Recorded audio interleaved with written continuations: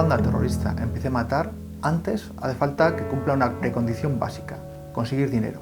Dinero que le permita pagar a sus liberados, el armamento, los explosivos, los coches, los pisos. Bien, ¿cómo consiguió este dinero ETA? Sabemos que hay tres fuentes principales de financiación. La primera fueron los atracos a bancos u a otro tipo de entidades. La segunda fue el secuestro a personas a cuyas familias les exigía un rescate a cambio de ser liberados. Y la tercera fue la extorsión. Comúnmente es conocida como impuesto revolucionario, pero hay que tener mucho cuidado con este término. Es un término que inventó la propia ETA y que esconde una realidad muy dramática.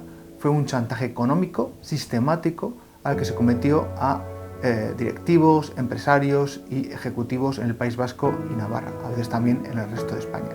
ETA les enviaba cartas combinándoles a pagar cierta cantidad y si no lo hacían, las amenazas subían de tono. Finalmente acaban siendo objeto de atentados, algunos de ellos fueron asesinados. Esta extorsión, que emplean mafias y grupos terroristas en todo el globo, la introdujo en el País Vasco los Cabras de Xabier Zumalde a mediados de los 60. No tuvieron éxito, pero en el 75 lo retomaron los Polimilis, ETA político-militar, que lo empleó hasta el 77. Para entonces ya lo habían heredado, perfeccionado y mejorado tanto los comandos autónomos anticapitalistas como ETA militar. Esta ha sido la banda que más dinero ha conseguido por medio de la extorsión.